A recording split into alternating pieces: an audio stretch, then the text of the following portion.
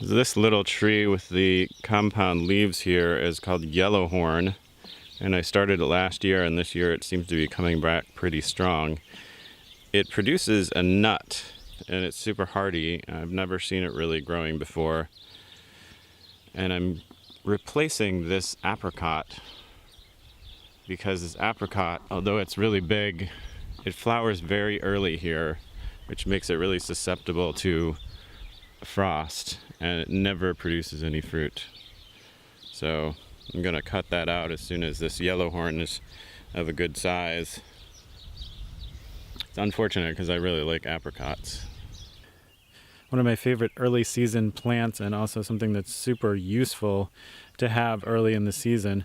People plant it a lot here at Dancing Rabbit. This is Egyptian onion or walking onions, and these top set little tiny bulblets, that's what those sort of little flower things are at the top of the stems. And later in the season, they'll produce these little bulblets that then will fall to the ground. The whole cluster will fall to the ground and reroot. So each of those bulbs will turn into a new onion. But this is a perennial onion. You just get it in the ground somewhere, and as long as it can, as long as you weed around it, it will come back every year.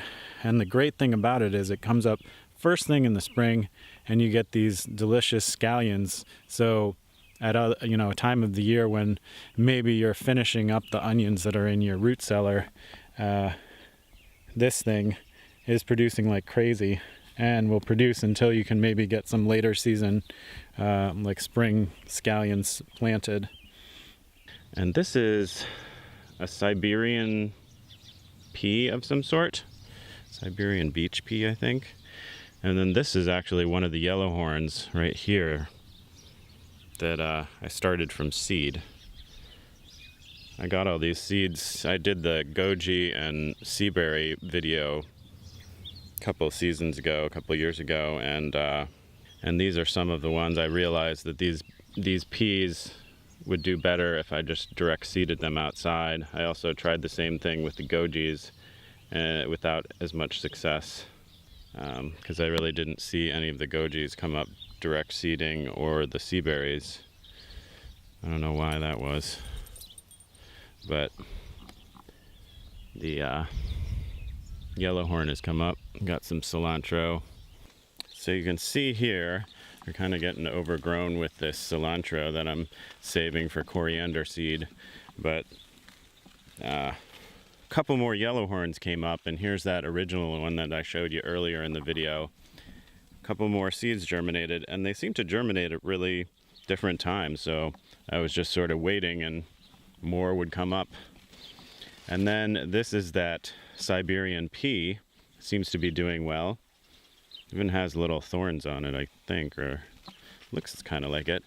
But these are doing well. I'm hoping that I can transplant these. I'm gonna have to read up on them, but there's a lot of them here, and if they're a shrub, I'm gonna want to plant them somewhere else. But got the figs there, the Siberian pea there, and then the yellowhorn here. So I'm gonna find spots for these somewhere in my yard, in my permaculture yard, before too long. I looked up a little bit more about this Siberian pea shrub, and I found that it produces edible pods and pea seeds that can be eaten raw or cooked.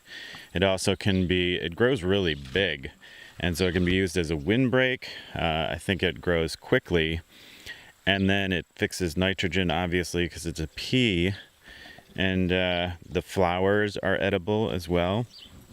I'm not sure about the shoots, but it did say that livestock will eat them and graze on them, so has many different uses. I guess the only thing you have to watch out for is it can be invasive, so I'm hoping I'm not releasing a problem onto our land, but I'll just keep an eye on it when I transplant it and when it gets bigger. So these few permaculture plants, the yellowhorn and the pea shrub especially, that I got seeds of that I didn't really know about, seem to do really well here, and we'll have to see what their potential is in the future as far as being useful. But I'm kind of excited about them, excited to see what they'll do. So if you didn't know about these few plants, maybe you want to try them in your own garden and see how they do where you live. Hope you learned something from this video. Don't forget to subscribe to my channel if you haven't done that yet, and share and give a thumbs up to the video, and I'll see you next time.